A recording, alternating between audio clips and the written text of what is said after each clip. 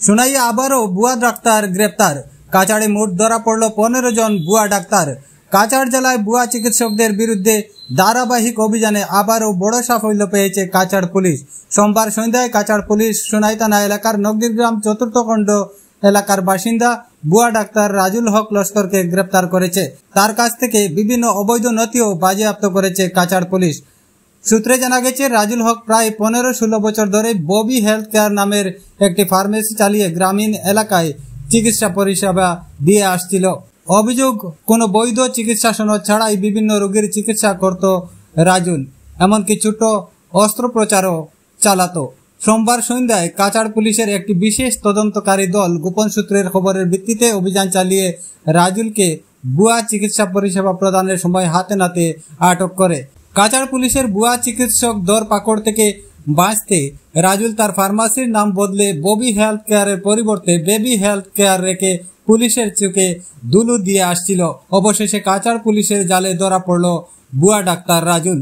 এ পর্যন্ত কাছাড় পুলিশ ভুয়া চিকিৎসক বিরোধী অভিযানে মোট 15 জনকে গ্রেপ্তার করেছে বলে জানিয়েছেন কাছাড়ের অতিরিক্ত পুলিশ সুপার সুব্রত সেন। তিনি আরো বলেন, তার হেফাজত থেকে বাজেয়াপ্ত করা হয়েছে ভুয়া সনদ, মেয়াদোত্তীর্ণ ড্রাগস লাইসেন্স, পেড ইত্যাদি।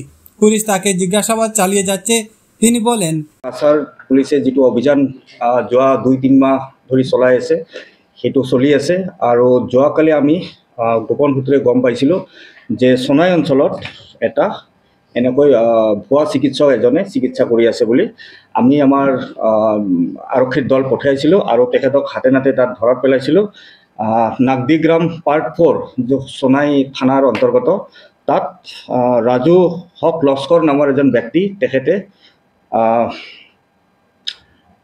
ডক্টৰ ৰাজু হক লস্কৰ বুলি তেওঁলোকে পৰিচয় দি এখন ব্যক্তিগত প্ৰতিষ্ঠান আছে ববি হেল্থ কেয়াৰ বুলি, তাত তেখেতে চিকিৎসা কৰিছিলে আৰু তাতে তেওঁক হাতে নাতে ধৰা পেলোৱা হৈছিলে।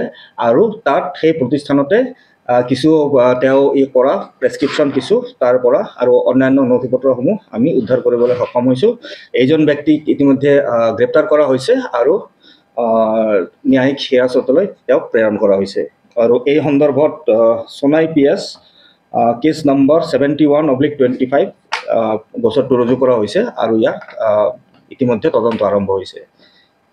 ডকুমেণ্টবিলাক এই সম্পৰ্কে এতিয়াও বিতংভাৱে আপোনালোকক দিব নোৱাৰিম, কাৰণ এইটো এটা দুষ্ট চক্ৰ আছে আৰু এইটো ক'ৰ পৰা হৈ আছে আপোনালোকে দেখা পাইছে যে আমি বিগত কিছুদিন ধৰি অবিৰতভাৱে এই দুষ্ট চক্ৰৰ বিৰুদ্ধে বা এই ভুৱা চিকিৎসকসকলৰ বিৰুদ্ধে আমি অভিযান চলাই আহিছোঁ।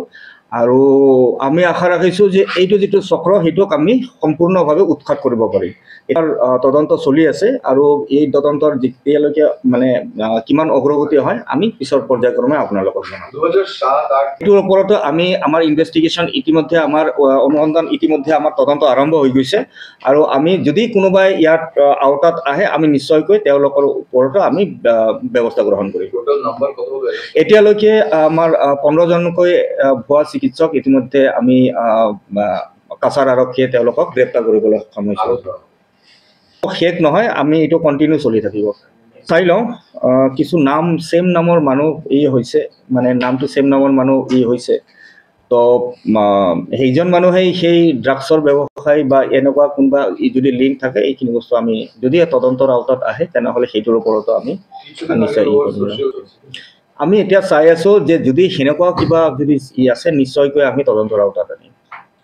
কিন্তু এইটো কমপ্লিটলি ছেপাৰেট থাকিব, কাৰণ কি এইটো যিটো ছেকশ্যন আমি বহাইছোঁ সেইটো তদন্ত ইয়াত চলিব আৰু যদি এনেকুৱা কিবা ঘটনা আছে বা আছে আমি সেইটোও চাম।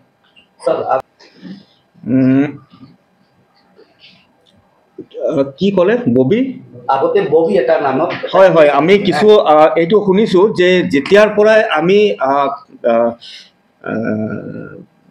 এই ভুৱা চিকিৎসকসকলৰ বিৰুদ্ধে আমি 2 মাহ আগৰ পৰা আমি যেতিয়া আমি এইবোৰ ওপৰত অভিযান চলোৱা আৰম্ভ হৈছিলে নিশ্চয়কৈ সেইজন লোক যিজন মানে নিজকে ডক্টৰ ৰাজু হক লস্কৰ বুলি তেওঁৰ এই ভুৱা পৰিচয় এটা ৰাখি তেওঁ চিকিৎসা প্ৰদান কৰি আহিছিলে তেতিয়াই তেওঁৰ এইজন আগত শুনা পাইছিলোঁ এতিয়ালৈকে আমি গোটেইখিনি বস্তু তদন্তত এতিয়ালৈকে অহা নাই কিন্তু আমি শুনা পাইছিলোঁ যে আগতে এইটো মানে বেবী হেল্থ কেয়াৰ বুলি তেওঁৰ নামটো আছিলে প্ৰতিষ্ঠানৰ নামটো পিছত তেওঁ চেঞ্জ কৰি সেইটোৰ ববি হেল্থ কেয়াৰ নামটো চেঞ্জ কৰি দিছিলে তো এইটোৰ ওপৰতো আমি চাই আছোঁ বোধহয় এনেকুৱা হ'ব পাৰে যে মানুহক কিছু মানে বিভ্ৰান্ত কৰাৰ চেষ্টা কৰিছিলে তেওঁলোকে